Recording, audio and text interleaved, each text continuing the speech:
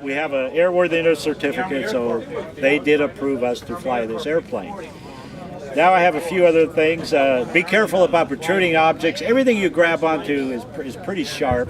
We have 4 seats in the back, 3 in the front. The 3 people in the front will load to the front here, and the crew chief will help you guys get in there. Once we're up in the air, you lucky people in the front will get to go. You can go up into the nose.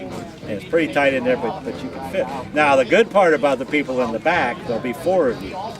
Once we get up in the air, you can crawl to the back. And there's a lot of room. You can crawl to the back and sit in the tail gunner position. And that's an awful great view. Well, Pangborn Airport was the place to be this week for those World War II history buffs. On Monday, scores of onlookers stood outside the security fence near the runway, waiting for a chance to see a B25 Mitchell bomber up close, the vintage warplane flown into East Wenatchee for a 3-day exhibit by the Arizona-based nonprofit group, the Confederate Airforce, which fully restored the aircraft. The plane was on public display, and for a lucky few who could afford the $395 charge, a loud, bumpy, but scenic ride over the Wenatchee Valley. Ray McEwen of East Wenatchee has vivid memories of the bombers built by Boeing in the 1940s. He shared with me his top-secret work for the military on several of them. I was in secret work for the airplane and never did go into the war. My papers were all in Washington D.C. They couldn't draft me. Is that right? Yeah. So tell us about your connection with this type of aircraft. Well, I was with the Boeing company. We built B-17s, B-29s, B-47s, and B-52s. I worked on all those programs. And it was quite an experience. I was in flight test on the B-29, and that's when we developed the systems to drop the atomic bomb.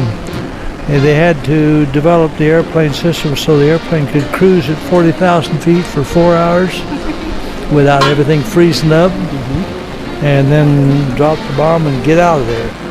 McEwen was among several old-timers who showed up at the airport to see the historic aircraft.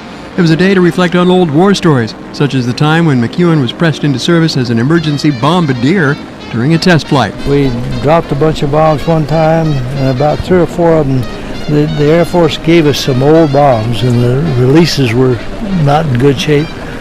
3 or 4 of them stuck. Well, we had released them, so we couldn't land them there. So I had to get in the walkway, go out there and kick them off the racks. Quite experience.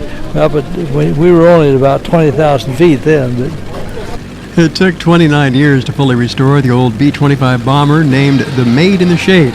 She was originally based on the island of Corsica, where she flew 15 bombing missions and later served duty as a fire retardant plane. She now tours the country for air shows and exhibits. The Mitchell bomber was on display at Pangborn Airport through Wednesday. Folks were also reserving seats on the plane, again for $395 for a 30-minute ride. I'm Steve Hare for KPQ News.